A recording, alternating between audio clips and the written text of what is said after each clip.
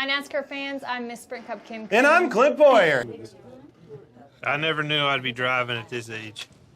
They just keep making me go round and round and round. Clint, get the chair.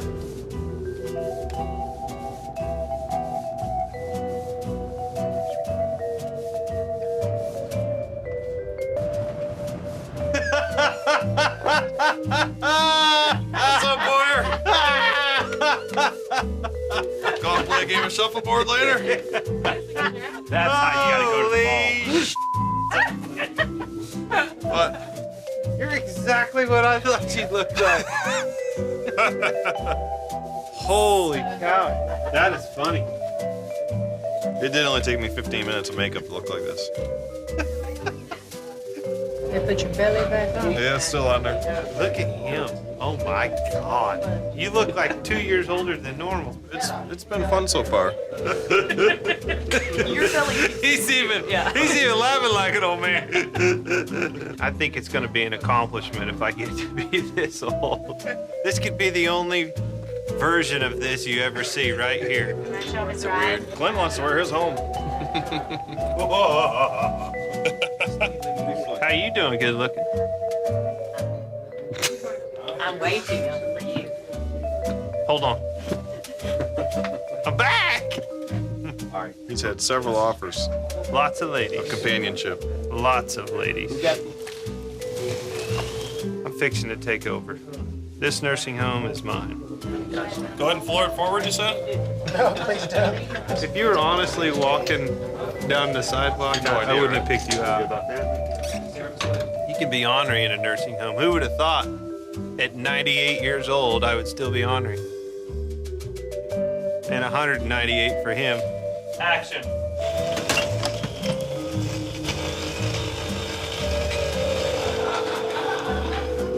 We'll run straight up in there. You're making it flop straight up. It did? Yes, it looks awesome. Who says nursing homes aren't fun, huh?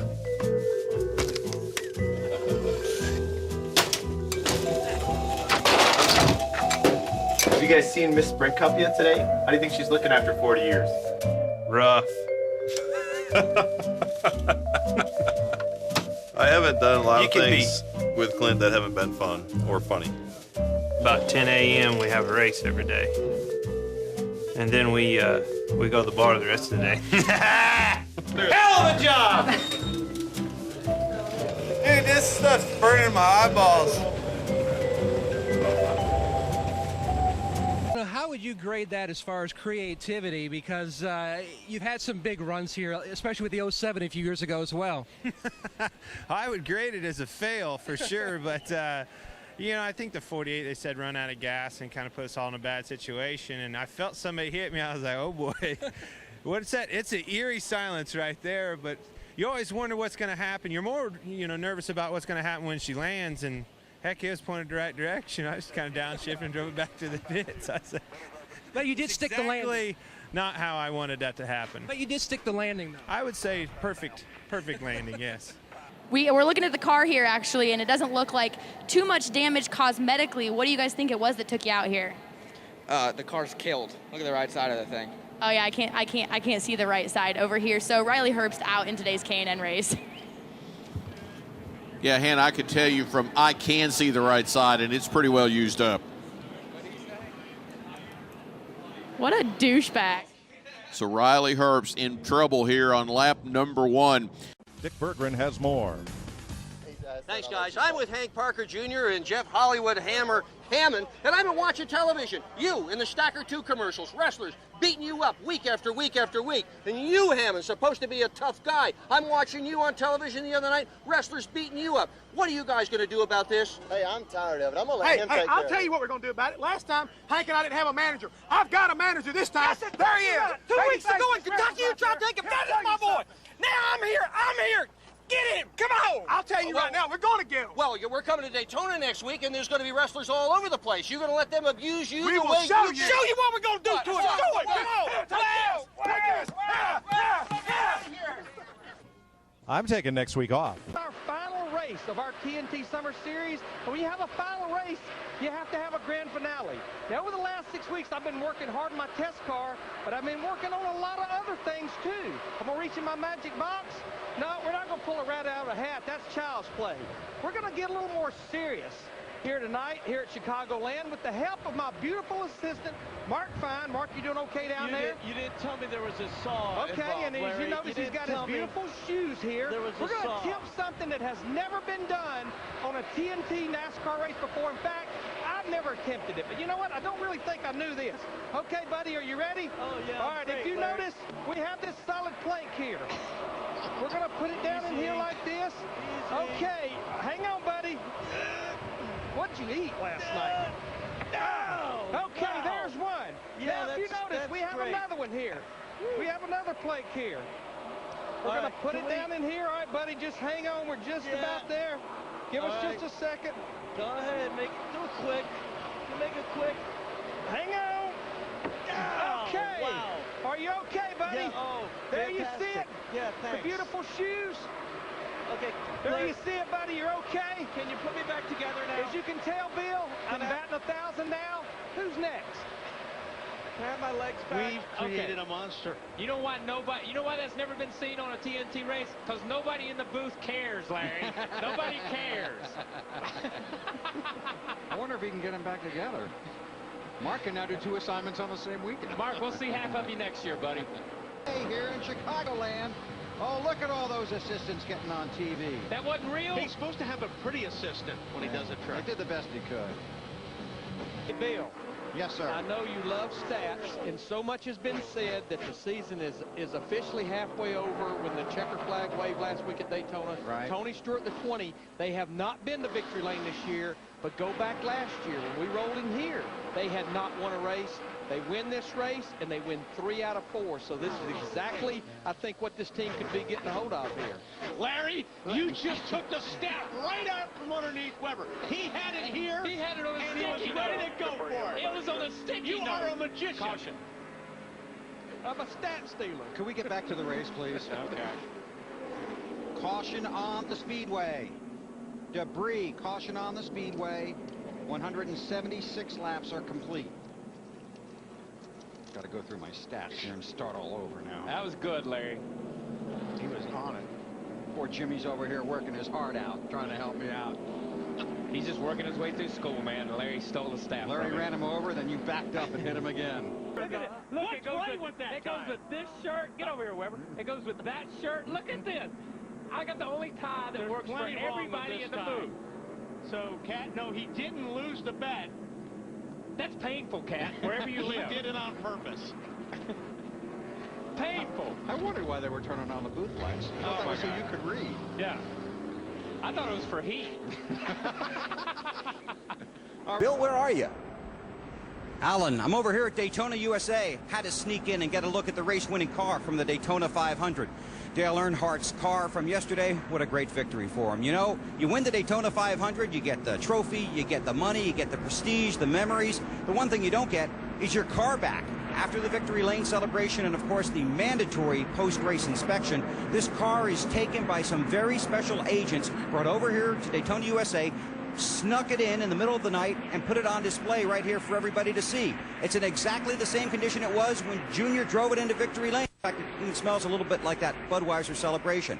It sits here for a year. When Junior comes back to defend his title next year in 2005, his car will be presented to him just before the race. But until then, it sits here on display in Daytona, USA. You can see the teams have signed it. It's still dirty. It's even got the confetti on it from that victory lane celebration. It's... Well, you can come to Daytona, USA and see it, but don't touch, Alan. It's only 11 o'clock in the morning, and Weber's in trouble with the security guards already. Here comes Elena.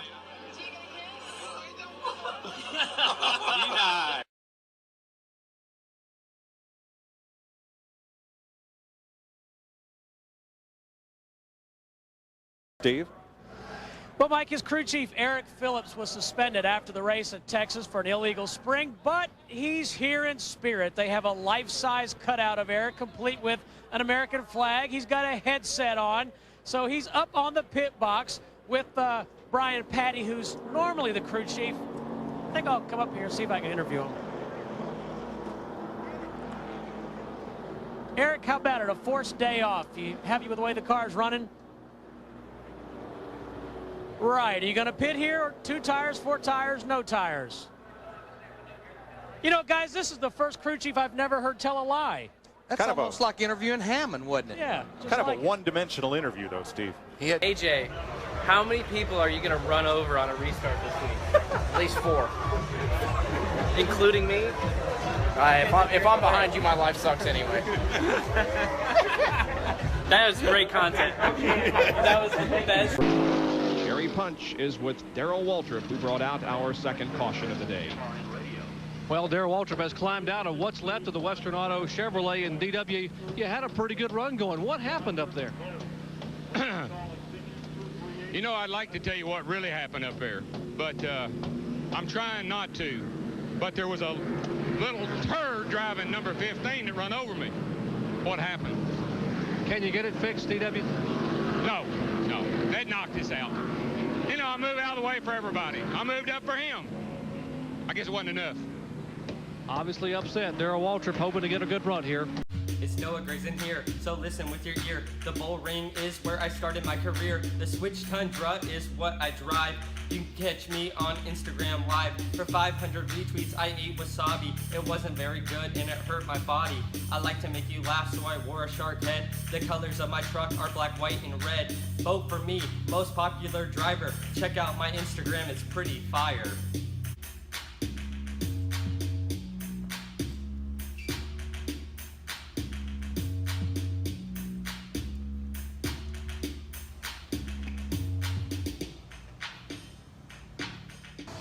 I definitely think it's going to change the racetrack a lot.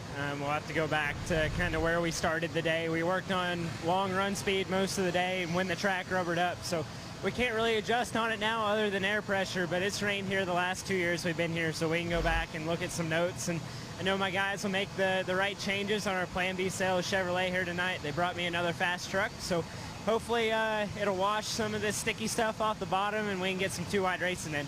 Ben Rhodes was just talking about that bottom line. That's kind of been the conversation all day tonight in the race. How do you pass? The front bumper, I guess. Does Chevy have a strong front bumper?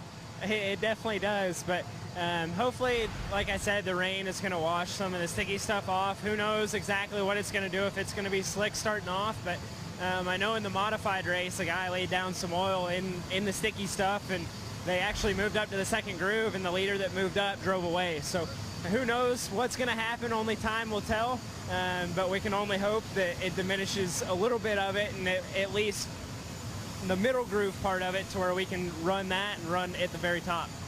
With your wins, you're in the playoffs, but looking at the results this season, it's kind of behind you. You can see Noah Gregson.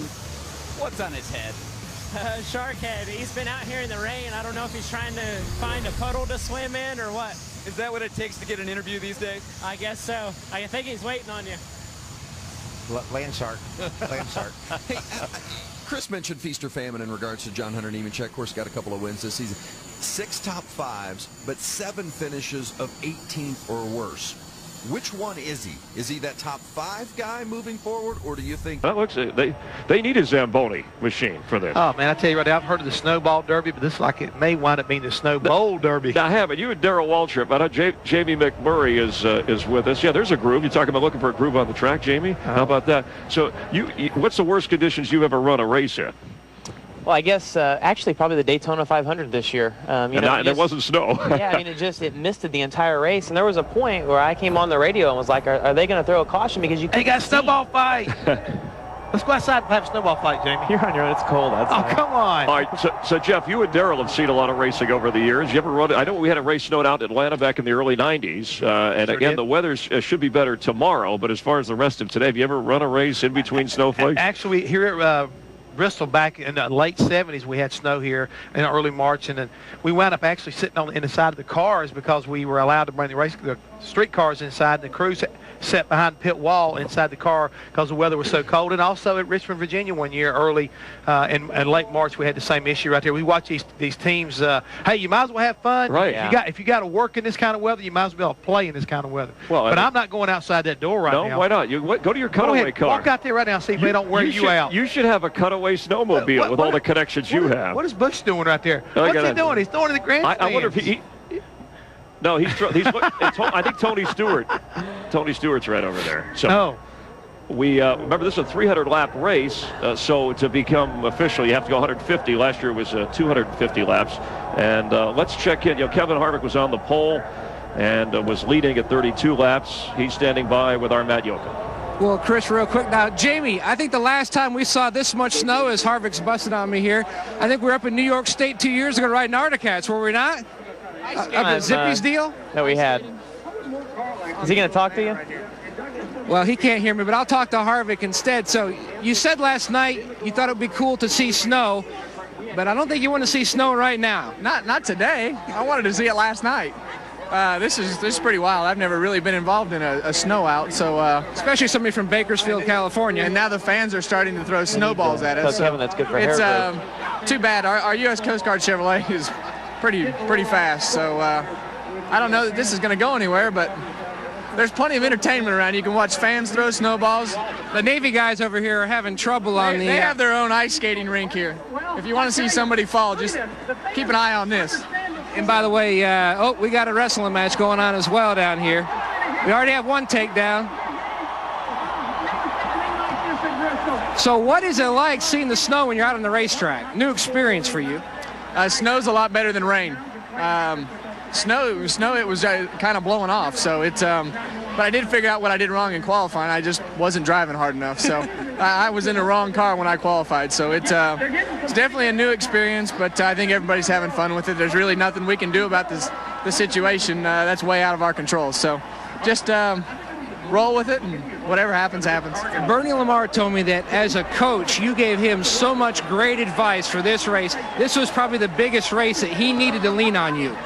Well, I think I think we all kind of took for granted when we first came here. We had tests and all different kinds of truck experience and all the different things that we ran here. Those guys get thrown into the mix here. It rains. They don't get their rookie practice.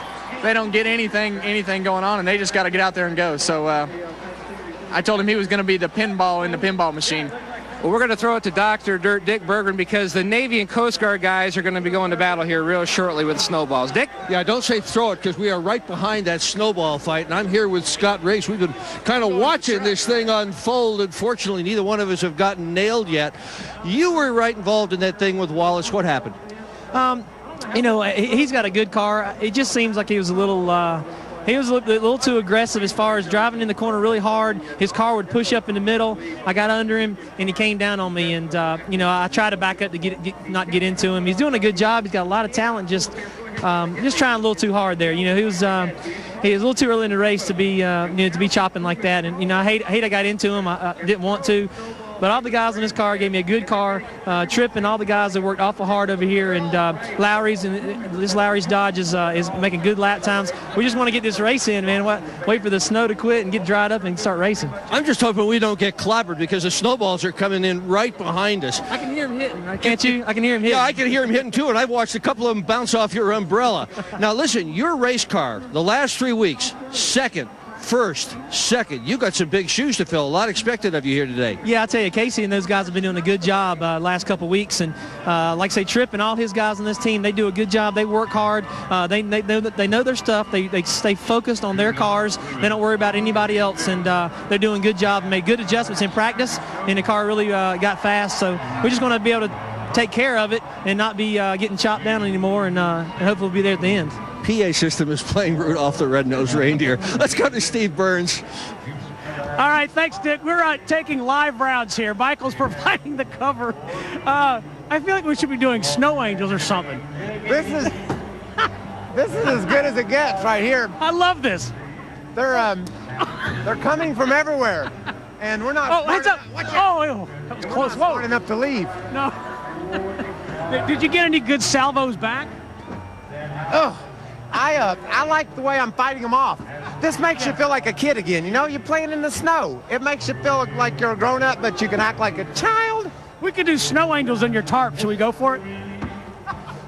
Then want to get your uniform foggy Christmas Eve. The Aaron's Dream Machine is running good, did I tell you? Not yet. It squirts up off the corner. I'm able to make ground on other cars as I'm exiting the corner. And I'm having a great time out here today.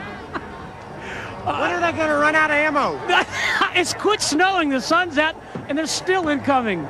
They're pelleting the Aaron's Dream Machine. You're doing a great job, though. This is like the movie Gladiator.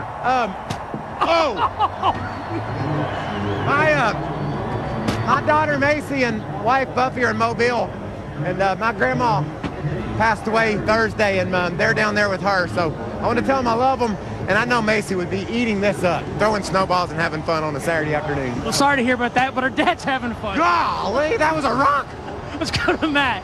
I still have snow a little bit on my mic flag. Carl Edwards drilled me a little earlier here. Now, first, I think I've seen just about everything now at a racetrack, as we'll get with him in just a second. Behind us, the Discount Tire guys have built a snowman. Now, we're not at Thompson, we're not at Stafford, Mike Joy, but I know we've seen it up there before, but at Bristol, Tennessee, I think this may be a first. What do you think, Mike? Matt, you won't believe this, but I just talked to my partner John Holland up in Thompson, Connecticut, where they're going to race called the Icebreaker in a couple of weeks. It's sunny. They're practicing. The modifieds are on the track. It's a beautiful day up there. Send shovels, guys, because we're going to need them if this keeps on. And now, folks, the sun is out. We have seen everything today, Matt. All right, now we've caught up with Carl Edwards, snowman thrower. First off, when you look at today, the first thing you mentioned was about the pit road, because this is a unique way you have to enter pit road under yellow and under green. Right, we were talking to Jeff Gordon about that the other day. First, you did spirits boat. I'm so sorry for hitting you in the face with a snowball. I didn't mean to hit you in the face, but our car is great, man. Sun's coming out. Looks like it's going to dry here in 45 minutes, but the fans, man, they got the upper hand here. Those snowballs are going about They've got the angle on you. They definitely have the higher ground, which is always good in a battle, but they're getting us. What about that pit road? Because Gordon has experienced both ends of it. I just had my guys make sure that I understood where I'm supposed to pull in under yellow, where I'm supposed to pull in under green. I don't want to mess that up. That's easy to mess up. I think the safest thing to do really is to bring your helmet with you when you get out of the race car. Yeah, I'm nervous. I'm sorry again, man. I hit him so hard in the face. I was trying to get you in the shoulder, man. That's what they all say. That's all right. I'll get you back later. Don't worry. Chris? All right, we got a 3-2 pitch. Oh, he watched time. And new pitcher. We're tied the bottom of the ninth. An underhand, and there's a drive. Shatters. This has been a Visa race break, and no matter what it takes, life takes Visa. We will have highlights of what has happened so far. This is like the Winter Olympics. Curling could appear at any moment, but the sun is out. The snow has stopped. We're 32 laps in. Right, instead of the luge, we might go racing again here in Bristol.